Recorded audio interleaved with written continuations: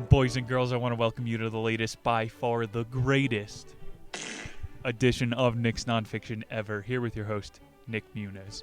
We have got Aldous Huxley's The Doors of Perception. It's getting trippy beyond belief today. Aldous starts, I'd say, his best work, quote, "In recent history, for many more people, the craving for alcohol and opiates has been stronger than the love of God, of home, of children, even of life." Starting on some God is dead shite out here. The Nietzschean revolution just ended. Aldous Huxley was out there on his typewriter punching out Brave New World. This guy knows about drug use. And this book is chapter by chapter him going through a psychedelic trip. It's dope, people. We're extrapolating all the philosophical ideas. He's saying that society is dead. People are valuing doing fentanyl in the street over a home, over God. This is a step further than the Nietzsche's. Quote, "There is a paradox here, and a mystery. Why should such multitudes of men and women be so ready to sacrifice themselves for a cause so utterly hopeless, and in ways so painful, so profoundly humiliating?" Okay. He's gonna go really far with British nerd. You can't even have one beer and enjoy it. Aldous says the paradigm of alcohol and drug use is akin to slavery. He's the leader at the AA meeting, basically. In some people's mind's eye, Aldous, getting drunk after an 8-hour shift is A-okay. But for people like him, it's literally demonic spirits in a bottle. Alcohol, spirits. Yeah, it's going to get much trippier, much sillier. In the 40s, it was called the Grand Experiment, trying to expand your consciousness. And then in the 60s, they called psychedelics the atom bomb for the mind. Like, it got out of hand really quick. The 60s was a psyop. These people like Hoffman, Huxley, these guys were doing real things with the psychedelics. What do you call an expert in psychedelics? A trip advisor. Aldous says toothaches, arthritis, neuralgia could and frequently did drive men and women to become opioid addicts. This has been going on since the 1940s. This isn't new. I heard the Taliban's even outlawing opium. They're growing olives instead. You know, for the extra virgins. You know, there's plenty of epidemics that we could fucking talk about today. There's a vitamin D epidemic, they're saying now. Here's an idea. Go outside. Not pay $60 for a B12 shot. My question for today. Why is there a seemingly manufactured stigma against mind-expanding substances? And you're allowed to drink yourself to death or do opiates, as Aldous is going to say? Brave New World was a good one. We'll weave in that. We'll weave in everywhere, everything, all at the same time. That new movie, very trippy. You got to learn about these altered states of consciousness. It's kind of smart to play around with your brain. Aldous says, the ordinary waking consciousness is a very useful and most occasions an indispensable state of mind. But it is by no means the only form of consciousness, nor in all circumstances the best. We're not trying to get blasted into hyperspace today.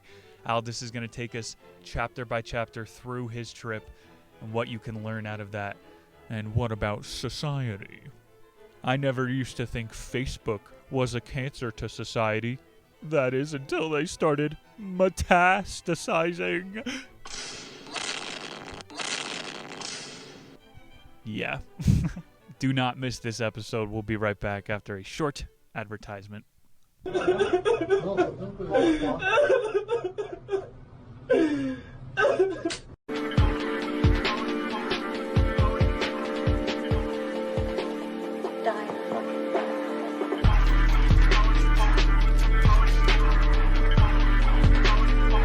About the author Aldous Huxley, check out Instagram at Harry Schwunt.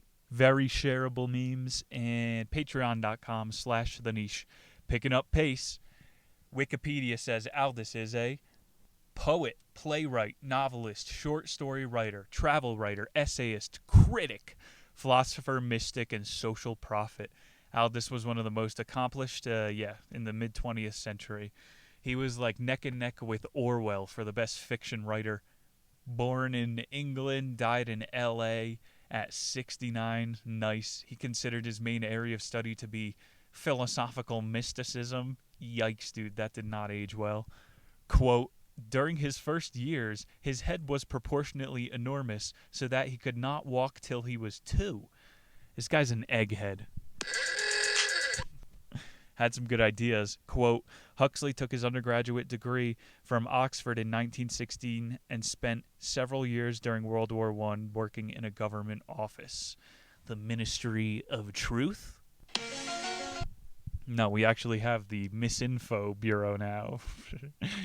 Here's a famous quote from Brave New World. Our civilization has chosen machinery and medicine over happiness. That's why I have to keep these books locked up in a safe.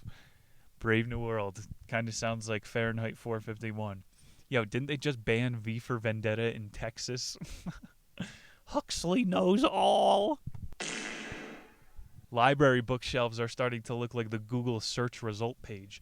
Would you like to read about Starbucks or McDonald's? It's a double Pornhub rim shot. I'm the first ever to do it. Why did the one-eyed man marry the shallow girl?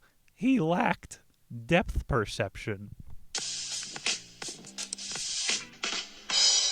Ladies and gentlemen, we'll be right back. Have a favorite feature to use in here? Yeah. Something that you think is very cool? Check this out. Wow. So that's pretty neat. This is so...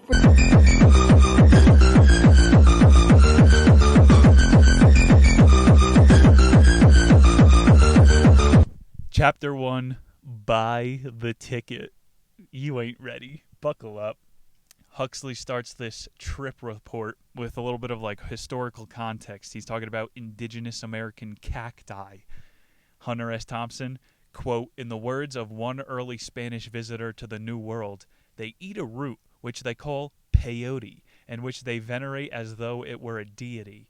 Food of the god, what does Graham Cockenhand say?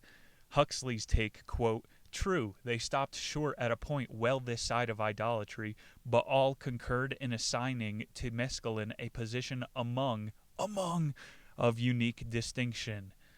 Okay, Huxley's trying to split hairs here in the first chapter of the book. And yeah, peyote is a god to some people, and it's just a cactus that should be illegal to some. You know, LSD was synthesized 20 years before this, so he's not even like on the cutting edge right here. 1954, this book was dropped. 34, my dude Hoffman dropped LSD in the lab. He didn't know what was happening. Rides home on his bicycle, and he's like coming up. He doesn't know what's happening. Tells his wife he thinks he's coming down with something, and she goes and milks the cow. He drinks an entire bucket of milk and then passes out. He has like the most wild hallucinations. LSD is born. The more you know. Yeah, we got a long-ass quote here from Huxley. The matter rested until 2 or 3 years ago. A new and perhaps highly significant fact was observed. Actually, the fact had been staring everyone in the face for several decades. A young English psychiatrist working in Canada was struck by the close similarity in chemical composition between mescalin and adrenaline. Bro, this quote is so long. It has the same biochemical structure. Like, adrenaline can produce symptoms that are observed in mescalin. It's a different type. Like, many drugs do the same thing. You could get as high as you do from alcohol with a pill, and you don't get hungover. Terrible example, but you trip off of this shit every single night is kind of the point. Aldous was in California for business school, spring 1953. I was on the spot and willing, indeed eager to be a guinea pig. Thus, it came about that one bright May morning, I swallowed 0.4 a gram of mescalin, dissolved in half a glass of water, and sat down to wait for the results. I thought he was a scientist. Shouldn't 0.4 be 2/5? Reduce your fractions! He told the administrators he didn't want a trip sitter. That was wild. You should probably have someone watching after you for the first time. Quote, We live together. We act on and react to one another. But always and in all circumstances, we are by ourselves. Hello, darkness, my old friend. I was worth the drop. This guy's a little edgelord. We're always alone. You know, when you're in the throes of coming in and out of consciousness, it's nice to grab onto someone's hand to know what reality is real. But Huxley, yeah, you know it because you're smart. Much like my point is that I'm smart, but experience is 90% of intelligence. Quote, thus remembering our own bereavements and humiliations, we can condole with others in analogous circumstances. We could put ourselves in their places. Yeah, it's called empathy, Aldous. Thanks for wasting our time. The first thing you realize when you take a psychedelic drug is that empathy is a real thing. You look in the mirror and you go, oh shit, have I been a dick lately? Oh my god, did I cut that person off in traffic? I didn't wipe my butt! Everything you've ever done wrong comes back to you. Huxley said, words are uttered but fail to enlighten. The things and events to which the symbols refer belong to mutually exclusive realms of experience. Mutually exclusive realms. That's what I'm saying. You probably want someone here, so when there's a demon over there... I found it interesting. He's not outright saying materialism versus non-materialism. That's Aristotle versus Socrates. These boys were getting high off the acacia bush all fucking day. And they were like, is this the real place, or is the form, the world of the forms, the astral plane? They used those interchangeably. Which one is real? Huxley's going for his first time here as a little virgin. It was written long after the trip. And remember, this guy's a psychologist, he was saying, so he knows all about this empathy. He's just making it more confusing for some reason. That's smart. Instead of a non-materialist or a materialist, I think he's a meh-terialist. Huxley says, to see ourselves as others, see us is as word soup. It's a gift to be able to see yourself from a new perspective. That's why I'm saying that you can separate your subconscious. It's all very technical stuff because it's a sliding scale and confusing. For more context, 1930, 1950, LSD was used by psychiatrists. They would take it and then try to observe their patients from a different point of view. Like I'm saying, it's a way to see life from a new perspective. It's God-given shit. And he's saying in a new era after the 50s, Freud was saying, no, you have to take the mushrooms, and then we're going to sit here and judge you. So I made fun of Huxley, but he's right. On your first trip, you don't want some stranger sitting there watching you. And that's what psychiatry turned into, someone manipulating you while you're on psychedelics. Let's share some stories here, make it more engaging. When I was living in L.A., there was somebody who lived in I swear to God, there were hidden cameras. This was a reality show home. 20 people living there. One gay dude was always trying to get me to trip with him. And then, he was going to try to do gay things to me. Like you could, while you have an open mind, try to brainwash people like Charles Manson. Or maybe that's what the CIA did to him. We're off the maps here. Do drugs. Here's a funny quote from Huxley while we're getting towards the end of the chapter. Yeah, it's a little long, but it exposes his noobdom. What I had expected did not happen. I had expected to lie with my eyes shut, looking at visions of many colored geometries, animated architectures, rich with gems, fabulous lovely landscapes, and heroic figures. But I had not reckoned it was evident with the idiosyncrasies of my mental makeup, the fact of my temperament, training, and habits. That's the stuff. It's a fucking kaleidoscope to look at your life through in time, dude. Let's get a quote in here. Only when I have a high temperature do my mental images come to independent life. To those in whom the faculty of visualization, strong inner world, seem to... This is his last quote of the chapter. It sucks. You can get to those visuals, he's saying before, And that's just coming along with meditating. But the first time, you're pretty frantic. Why are people with fever so grumpy? It's because they're hot-headed. You bought the ticket. Chapter 2, Take the Ride.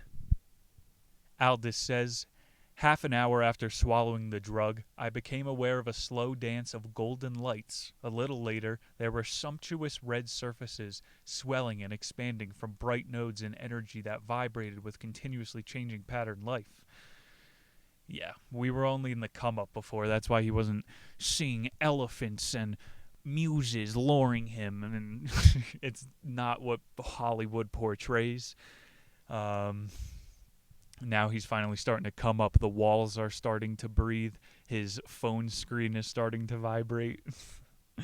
I took my pill at 11. An hour and a half later, I was sitting in my study, looking intently at a small glass vase. The vase contained only 3 flowers. At breakfast that morning, I had been struck by the lively dissonance of its colors. But that was no longer the point. I was not looking now at the unusual flower arrangement. I was seeing what Adam had seen on the morning of his creation. The miracle, moment by moment of naked existence. This guy doesn't translate when you're not in the headspace. It was a flower moments before, and yeah, he was able to see the pretty colors, but now he's seeing the seed come to fruition. I like that term, come to fruition. Oh! He's still like, there's really no terms for these states. That's why it's so confusing. Like sleep scientists call it the hypnagogic state. Aldous calls it Istigite. I think it's something German. And yeah, Meister Eckhart came up with another term called isness. He's like fucking there, bro. I don't know. I'm not getting high anymore. I'm getting isness from now on. Isness is the business. Still, this guy's expecting to see the Pinocchio Carnival. I continued to look at the flowers, and in their living light, I seemed to detect the qualitative equivalent of breathing. That's what I'm saying before. You can feel things that are alive. Words like grace and transfiguration came to mind, and this, of course, was what, among others, they stood for. Resonance. I don't know, that's a word in my brain right now. Yo, here's something cool. You ever hear the Schumann resonance? It's like a heartbeat of the earth, a frequency it's always at. When man-made events... Yes, I stand by that. When 9/11 happened, the Schumann resonance spiked. What the hell is that? The theory is that everybody's body is in touch with the Schumann resonancy. Since everything on TV, everybody's scared out of their mind, fear living one paycheck to the next. The Schumann resonancy wants to wipe us all out, man. And it's only when you switch over to love that the resonancy goes back up. Pretty fucking hippy-dippy shit here. Aldous in the headspace. He's saying, he's like calculating things in the room. Yeah, bro, you start looking at hypotenuses and becoming a Greek. Aldous says, place and distance cease to be of much interest. The mind does its perceiving in terms of intensity and existence, profundity of significance. See, he's writing poetry. This guy's not actually telling you about the psychedelic experience.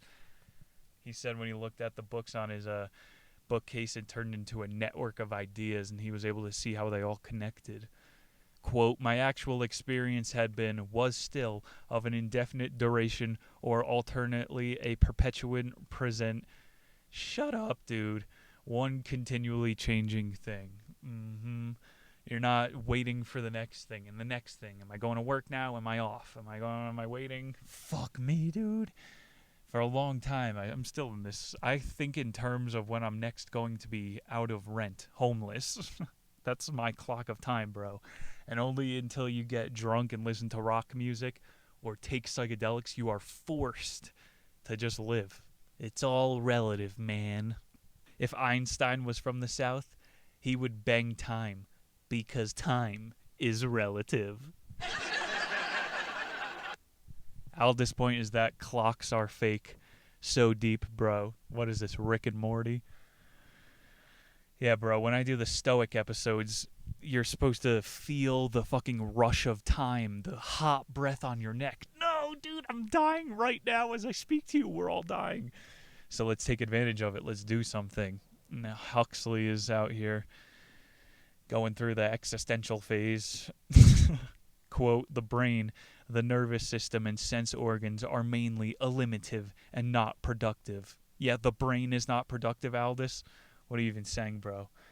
I have to wade through the shit for you people. Okay, I'll take it back in. Quote, each person is at each moment capable of remembering all that has ever happened to him and or perceiving everything that has ever happened everywhere in the universe. I don't know about that, bro. You could just instantly know the history of the universe. I would have a bestseller tomorrow, Aldous. I do agree a little bit with the former, that you have access to your memories. Oh my god, I like that book, the movie The Butterfly Effect, and he opens up his notebooks. Since I was 14, I've been writing down every single day what I do. I can open to a random page and I feel like I'm there. I'm living the experience of that day. My dudes, start doing that. It's good for fucking brain function. I don't know, man. He says the nervous system is there to protect you from being overwhelmed. Yeah, your brain is more of a filter than it is an antenna, which you get taught a lot. I don't know, misled by hippies and older brothers that smoke you up. Like, I think your brain is actually narrowing down things so that you can be productive, Aldous. And it's, yeah, when you take drugs, you might not be productive for 4 hours. You have to schedule your time. You see, acid is taking 8 hours of your day. That's a very rare experience. Mushrooms, 4 hours, in and out, enlightenment. Not really. Aldous, largely, he says, by shutting out most of what we should otherwise perceive or remember at any moment, you leave that very small special selection which is likely practically useful. Your brain has to do this. So it's really helpful from time to time to be able to take all those filters off. Huxley, deeper quote, 2 methods are available, the educational and the biochemical. We can take adults, just as a warning, this is when he starts getting Brave New World. And to give you context, because we're going fast, there's 2 methods. Educational, we can tell people about this, or we could just give them guinea pig test doses. Quote, we can take adults and children as they are and give them much better training than we are giving them now, or by appropriate biochemical methods, we can transform them into superior individuals. If these superior individuals are given a superior education, the results will be revolutionary. That's everybody at the academy fucking clapping for Aldous. He wants to biochemically change everybody into superior individuals. So, like, Brave New World was kind of tongue-in-cheek. Alpha through Epsilon, but really, we should do this. He's a little champagne douche, this guy.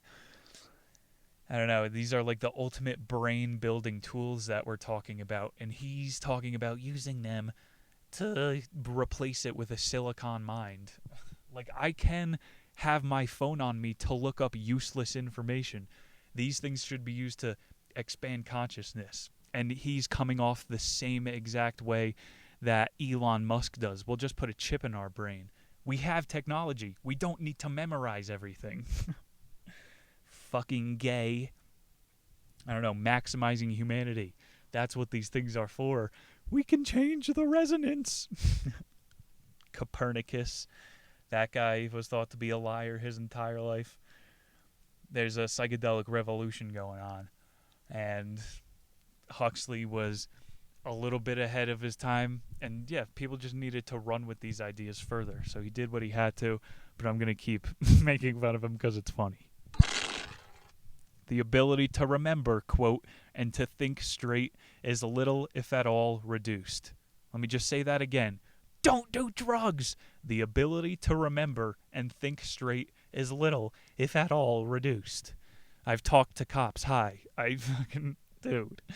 The only thing that people can tell is your pupils are massive, so wear sunglasses. Nick's nonfiction pro tips. Yeah, bro, go in the woods. You're not supposed to be in the techno future. Should I share some deep dives now? Taking some 2.5ers. I'm talking boomers right now, and I put on eye shades, and sometimes I'll do like Indian chants for the first hour and then silence after that. And you get into this state. It's not sleep, because you can like wake up on command. Like he's saying, you're thinking straight, but your body isn't connected. It sounds so bad. But you could snap back into it. That's why you need to have this safe space. So yeah, I've kind of seen like some cyberpunk city type of shit. That was one of my first really major trips. I woke up and I was blaring car horns. It sounded like, I don't know if I'm being impressed upon from like cyberpunk and Blade Runner and these things, but that's what it looked like. And then, I saw some fractal ass places. The ability to think straight, it's there. Like you're in different places. Listening to the recordings of my conversation, quote, under the influence of the drug, I cannot discover that I was then any stupider than I am at ordinary times. I'm always stupid. Takeaway number 2 I'm giving you for this chapter, in the form of a quote: visual impressions are greatly intensified, and the eye recovers some of the perceptual innocence of childhood. The interest of time falls almost to zero. Yeah, that's why colors are so bright. It's like seeing everything again for the first time. I thought he was going to say that visual impressions are intensified, so don't be looking at creepy stuff. Seriously, don't expose yourself to things that you realize how sensitive you are. And maybe you do that in your normal life. Takeaway number 3, the intellect remains unimpaired, and though perception is enormously improved, the will suffers a profound change for the worse. I disagree with him, but apparently he was hooking up with furries. I like furry walls when I'm tripping. Yeah, I'm really tempted to touch those. Takeaway number 3, for life, temptation. Stay away from it. And that's a really good tip, because you might want to go to hyperspace, like I just said to you now. Seriously, if you're ever tempted to do these things, it's not the right impulse. And like, I've been through that phase. I can't wait for 2 weeks from now so I could try it again. You realize that's not the right way to do it. Yeah, learn from everybody else's mistakes, people. Chapter 3, Afterglow. Aldous not only going to make sense of the experience, he's like calculating his speech to try to communicate facts. Like his first, I'm going to change everything, dude. And he's being a better writer now. For this long but indispensable excursion into the realm of theory, we may now return to the miraculous facts. For 5 hours after the event, when the effects of a cerebral sugar shortage were wearing off, I was taken for a little tour of the city, which included a visit turning sundown. Modestly claimed to be the world's biggest drugstore he went into. He's in the right place. You ever go to a candy store? He's in there. Aldous sees Van Gogh painting. Yeah, before you die, take some psychedelics and look at Starry Night. The thing is moving in circles, bro. I have a couple Monets going. I got the Angel Falls in my apartment. Dude, it looks like some of those pictures are moving. He's in the right place. Quote, I returned to the Van Gogh to its rack and picked up the volume standing next to it. It was a book on Botticelli. I turned the pages. The Birth of Venus, never one of my favorites. Mars and Venus. Botticelli, that guy painted the lady standing in the oyster. You've definitely seen it. Yeah, art is pretty dope. Good art. He had some like 14-year-old deep thoughts about it makes no sense that we have to wear clothes. And he's calling it brain sugar before. Bro, take a step back, Aldous. Quote, in life, man proposes, God disposes. That was a tweet. Let's give another quote. Not much heaven knows in comparison with the reality, but enough to delight generation after generation of beholders, enough to make them understand at least a little of the true significance of what in our pathetic imbecility we call mere things. Things! And they start talking about television. Yeah, man, he's in the extremist phase already. He says this is how one ought to see. Ought! See, he's already jumping the gun of philosophy. Keep to your psychology, Freud boy. He says, in the bookshelves, the legs of my infinitely Van Gogh chair, this is how one ought to see how things really are. Shut up. I don't know, man. He said he was a critic, right? He takes psychedelics once. I don't know, man. I think the drugs teach you how to think. They don't teach you how to critique art. He's just learning more analytical patterns. I think kids nowadays who are looking at algorithms, looking at algorithms, not being abused by them, they're going to be smart as fuck. The first time they trip, that shit's going to click in a minute. Oh, boy, Zoomer competition. I don't know. These kids need to find some psychedelics. Nobody's happy anymore. Not even the fucking kids I see smoking outside of my store. What are you doing? Go in the woods. We're on the edge of wilderness. Quote, unhealthy disposition to be over-concerned and self-conscious is abundant. We're over-concerned and we're self-conscious. Express yourself. Here's a hot take right out of the oven. I think electronics are worse of a drug than psychedelics. You can't trip 2 days in a row. Like, your brain won't take. And you definitely can spend multiple days of your life on the phone, on social media. This is ruining. You can use, media to inspire you as well, though, to counteract the negativity. Let's end this chapter with a big fat quote. Now I knew contemplation at its height. I was given access to a contemplation that is compatible with action. It's not enough to know. You have to act. Contemplate, act. Love it. He says the very thought of action, the intervals in between, revelations, shut up with the poetry. Though in one way everything is supremely as it should be, in another way there is something wrong. Stick with the positivity. We're about to turn negative for the second half. Chapter 4, Snap Back to Reality. See, he got it out of his system, the afterglow. Everybody goes through this pie-in-the-sky phase. You ought to do this. You have to recycle. Also outside of my store, there's this kid always trying to campaign to legalize mushrooms. You're doing the Lord's work. But start a political action campaign, my dude. I hope he's getting numbers at least. And by that I mean chicks' numbers. Wasn't a joke. Quote, half at least of all morality is negative and consists in keeping out of mischief. The Lord's Prayer is less than 50 words long, and 6 of those words are devoted to asking God not to lead us into temptation. I liked it. I wish my preacher was that funny growing up. Dude, fucking lead us from temptation. Please take away that one thing from anything I've ever taught you. Let me blow my own horn for a minute, because this is going to be a higher viewing episode. Actually, it has a shitty thumbnail, so probably not. We've learned together and grown. Okay, that's enough tooting my horn.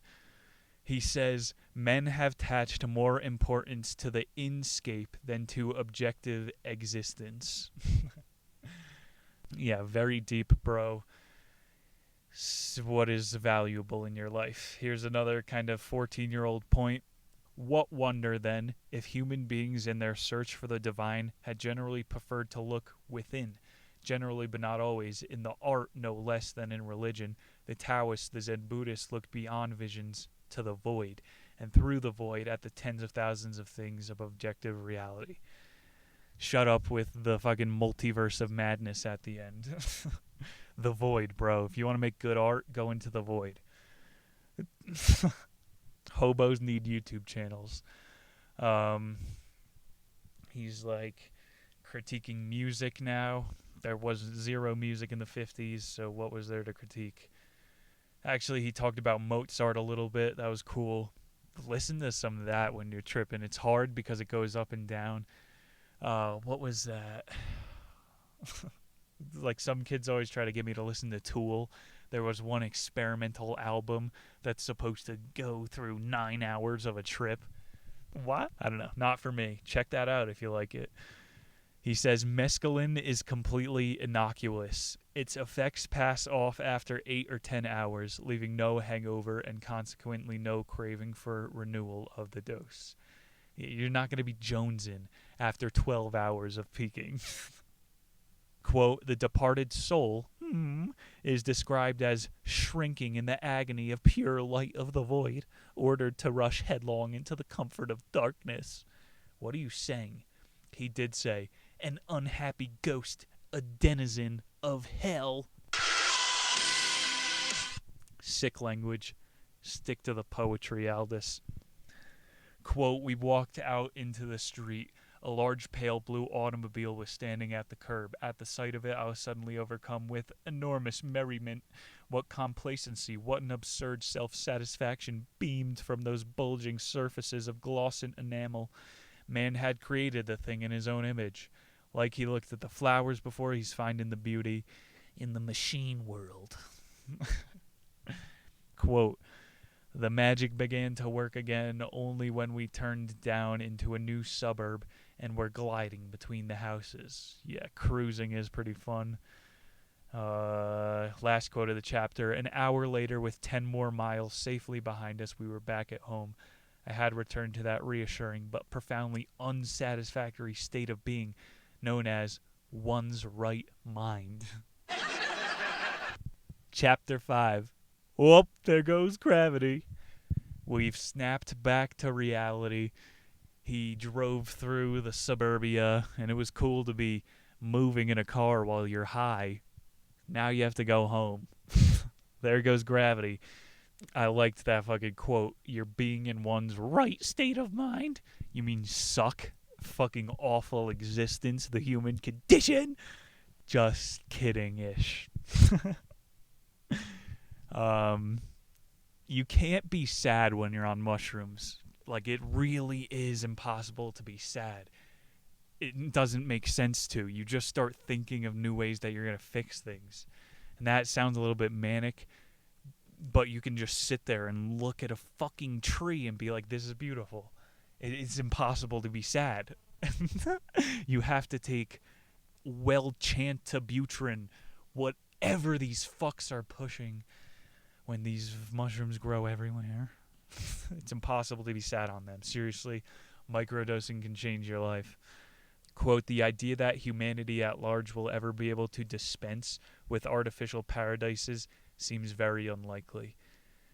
We love our phones. We're never going to dispense of the fake pleasures. There's so many pleasures already out there in nature. Oh my God. He says most men and women lead lives at the worst so painful, at the best so monotonous, poor and limited that the urge to escape, the longing to transcend themselves only for a few moments, is and has always been one of the principal appetites of the soul. The happiest part of your day, I'm not making fun of you, fact, is probably shitting. Like sitting on the toilet away from everyone scrolling on your phone. I know, people. It's mine too. We live these fucking monotonous, painful existences where the only way to get happiness is a moment of escapism. So if you can schedule 4 hours, that escapism becomes the true reality. But yeah, escapism is one of the only ways to, refurbish and replenish, I'm trying to say. Not a lot of time for that shit. Get back to work. He says art and religion, carnivals and saturnalia, dope, dancing and listening to oratory. All these have served in H.G. Wells' phrase, doors in the wall. Yes, sir. Bread and circus, it's our door into escapism. Just existing purely for a moment, not thinking. Fuck thinking! Like, hopefully I can help you take your brain out of existence for a moment with these shows. He's explaining chemical concoctions here that are synthetic and try to do the same thing. Barbiturates and benzos, most of these modifiers of consciousness, cannot be taken except under doctor's orders or else illegally and at considerable risk. For unrestricted use, the West has permitted only alcohol and tobacco.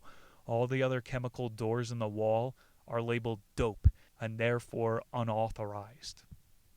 The doors in the wall, baby. That's what music is. I didn't even realize that's what I was trying to say, dude. Let me be your door in the wall. I'm not trying to get sappy here. Some way to see the world in a different perspective. I'll still send you the spore swabs if you need them. You know, get your endorphins, your door in the wall from coffee. He says we now spend a good deal more on drink and smoke than we spend on education. Freaking out. This is, of course, not surprising. The urge to escape from selfhood and the environment is almost everyone at all times. The urge to do something for the young is strong only in parents, and in them only for a few years during which their children go to school. I don't know, dude. Our kids are raised by iPads. Enough said. End the show. Some wild shit that I always come back to is that the owners, like Steve Jobs, didn't let his kids use the iPad. Tech CEOs don't let their kids use Twitter. Like, if your kid is scrolling on TikTok, he's an epsilon. If you give him a Nintendo Switch, he's a beta. Give him fucking Learning and Academy and he'll be an alpha. Like, seriously, the media is the new way to breed minds. So choose the right diet. Straight up out of Brave New World, my dude. I need to make a fiction of my own. That takes way too much time. Some more good ranting from the Hux, Mr. Huxtable. In spite of the growing army of hopeless alcoholics, in spite of the hundreds of thousands of persons annually maimed or killed by drunk drivers, popular comedians still crack jokes about alcohol and its addicts. And in spite of the evidence linking cigarettes with lung cancer, practically everybody regards tobacco smoking as being hardly less normal and natural than eating. From the point, vape during your meal. People do this.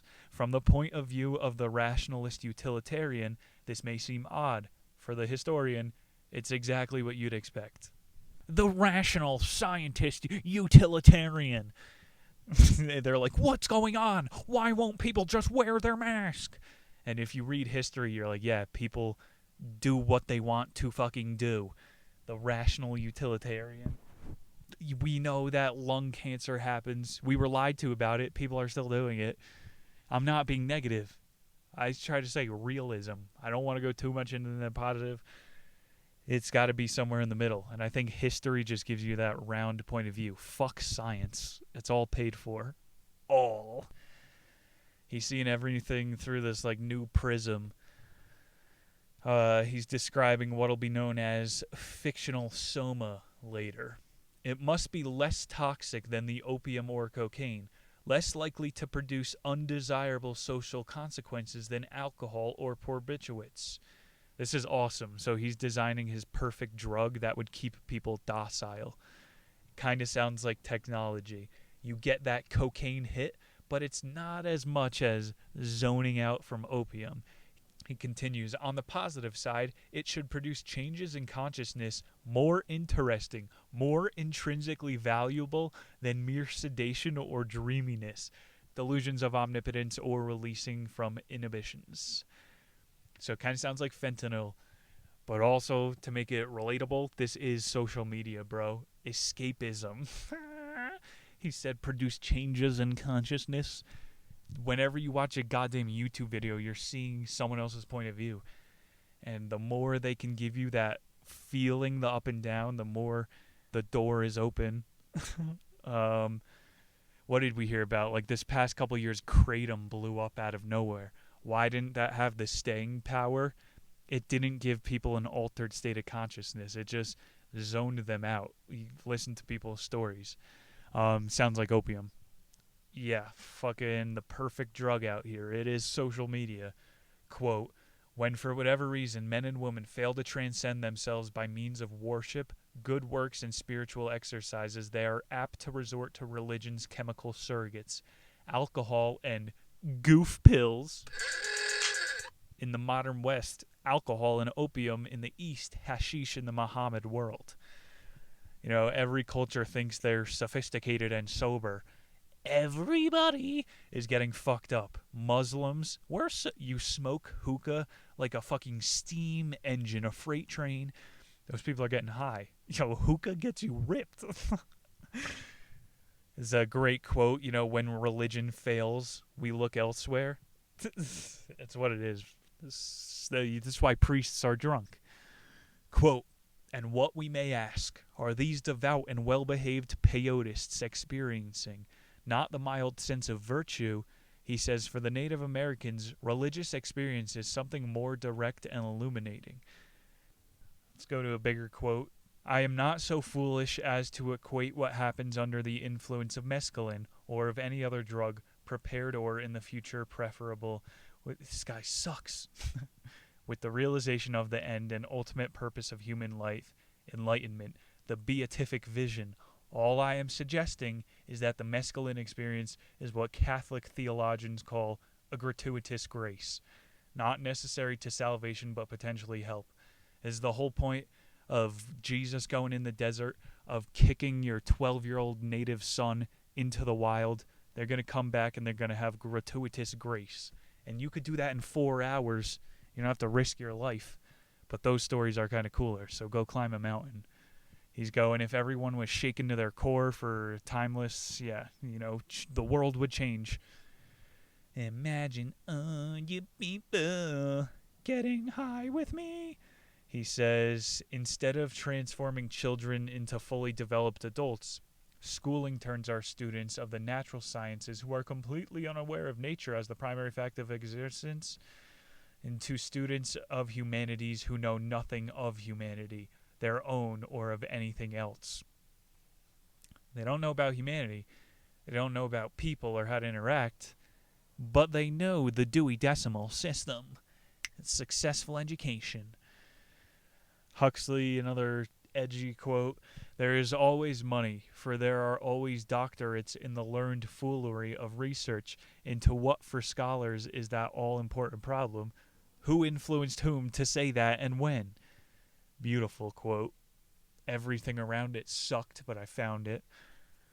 Yeah, bro, that's what school is. Who told who to say what and when? The curriculum. And spoiler, it's Procter & Gamble. Fucking food companies make our textbooks.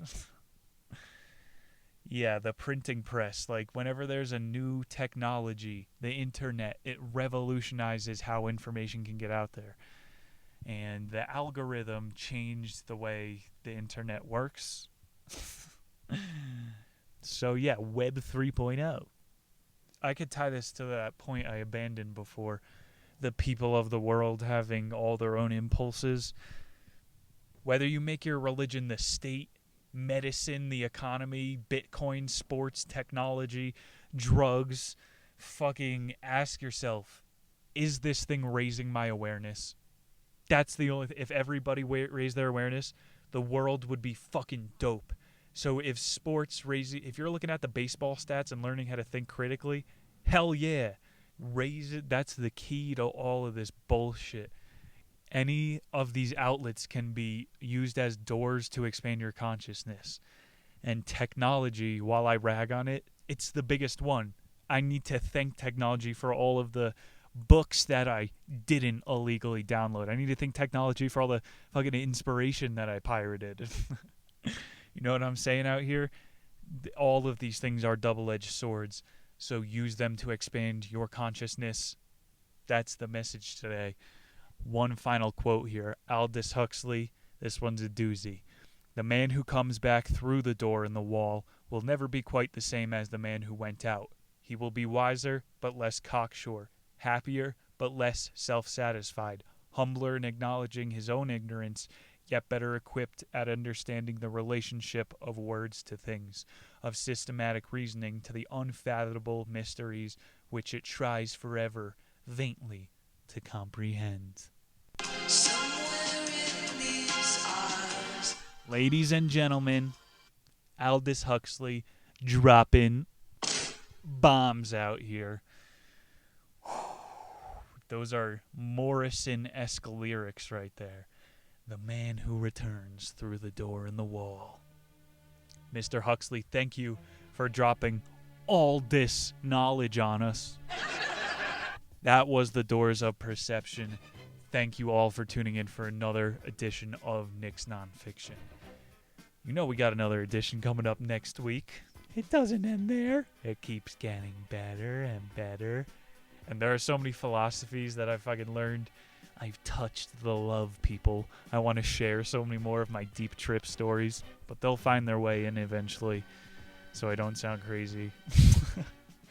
Next time on the show, we have got Emergency by Neil Strauss. My dude is back.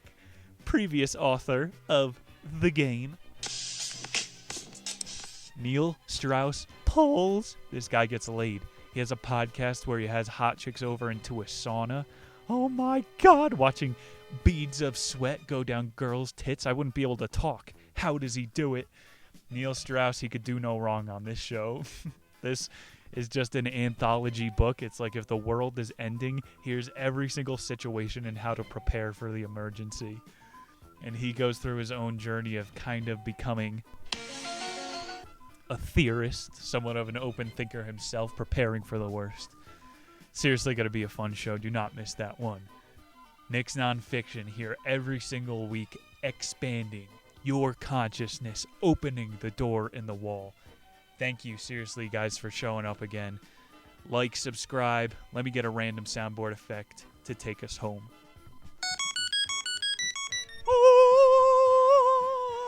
We're going to do it, people. 10K subs before you know it. I seriously love you all. It's been a fun edition. I will see you in 7 short days. My name is Nick Muniz. Peace.